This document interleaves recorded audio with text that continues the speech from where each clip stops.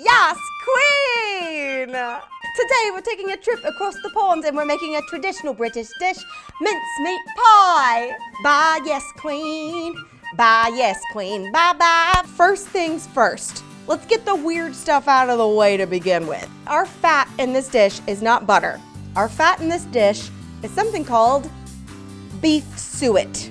It's super rich, very flavorful, and it gives a great texture. It's gonna melt completely down into a liquid, and I promise you, you're gonna think like this is gonna taste like meat. It doesn't really taste like meat at all. Oh, smart cookie, fact of the day. Medieval chefs figured out that you could preserve things in sugar. And if you used the extra beef fat over the top of your filling, you could preserve a pie for up to a year without any of that meat from going bad. So that's where the tradition of this dish came from. Medieval refrigeration, preservation basically. All right, we're gonna start adding our ingredients.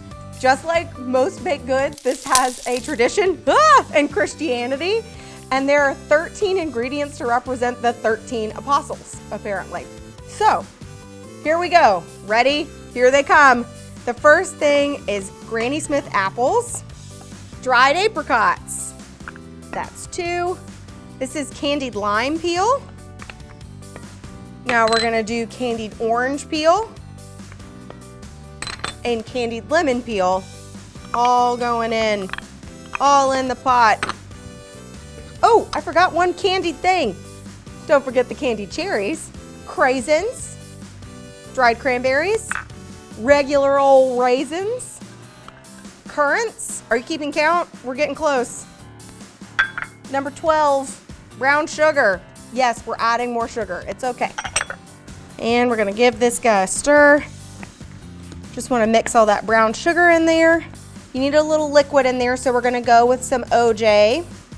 Last things, we're gonna zest a little bit. So we're gonna do the zest of 1 orange and the zest of 2 lemons. Time to go to Flavor Town, Flavor Town. Our final thing that we wanna toss in are our spices. So salt, of course, you gotta have a little salt. Cinnamon, allspice, cloves. Oh God.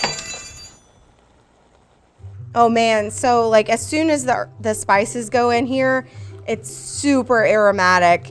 Now you're gonna cook down your mince filling for about 20 to 30 minutes. It's gonna cook down. You want your apples to get really tender. You want your beef fat to be fully rendered and everything to kind of get a chance to get together, you know? Like everybody's gotta get together. And then you're actually gonna chill this for overnight or up to 3 days. Once your once your beautiful mincemeat pie filling has simmered and you've let it cool, and then you've chilled it at least overnight or for a couple of days, it's gonna look like this sad bowl of mush. Now don't worry, we're gonna cook it. It's gonna be great. It's supposed to look like that. Everything is fine. So I have rolled out some pie dough, little rounds. I've rolled them out to about 6 inches, and I've got these super cute 4-inch tart pans. And now we're just gonna fill, and you're gonna wanna fill them up pretty high to the top, and use your spoon to try to smooth them down a little bit. And now we're gonna roll out the dough to make the topper. I've got a little bit of flour here. Okay, this is gonna look alarming, don't worry. Because you have to chill your pie dough, it might be hard when it comes out.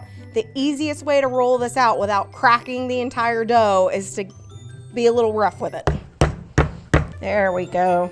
So I'm gonna do little stars on top of mine, but there are all kinds of different ways that you could decide to do your pie. Now that I've gotten my dough rolled out, it's probably about 1/4 of an inch thick, maybe a little bit thinner than that.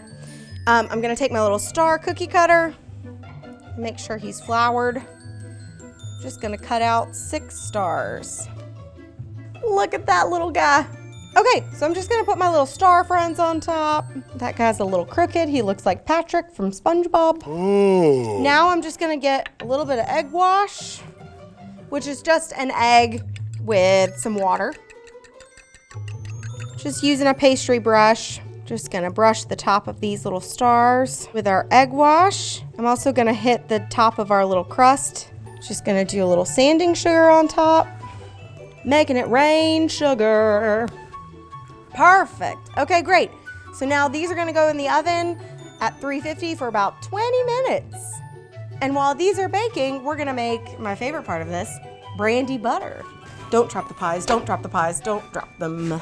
So we're gonna start with some salted butter that's been softened to room temp, some powdered sugar, and then we're gonna whip it up. Watch out for flying powdered sugar, it's fine.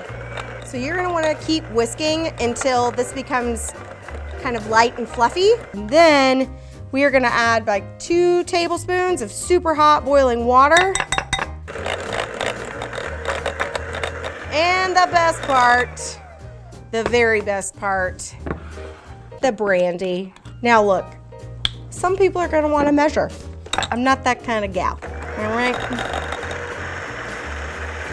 Keep going, keep going.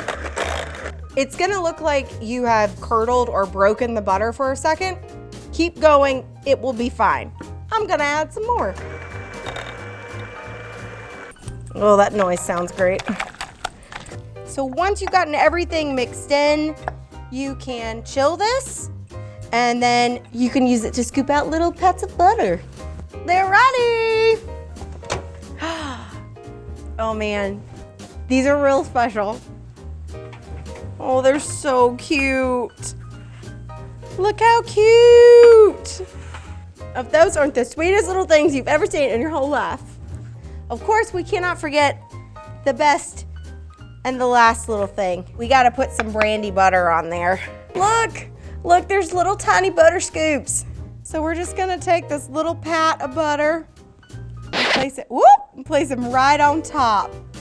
And then he's gonna melt and it's gonna be delicious. There's gonna be all this like brandied butter on top, and oh my word. Now I think that these are just adorable, and I hope that maybe I've made mincemeat pie a lot less scary than you thought it was. All right, I think that we should not delay the anticipation any further. It is time for the true test. What does this taste like? Here we go. I'm gonna get a little bit of the brandy butter. So flavorful. Every single bite of this totally packs a punch. And the brandy butter just takes it over the edge. You know, all of a sudden you get this little kick of super powerful brandy and that luscious butter, and the pie crust is delicious. I'm going in, and honestly, I cannot tell that this was made with beef fat. I hope that I have made this dish significantly less scary for all of you. If you try this, please let me know. Make sure that you like, share, subscribe, comment, all of those things. Let me know how it goes. And I hope that you have a wonderful day. Mincemeat pie, yeah, girl. Ooh, brandy butter.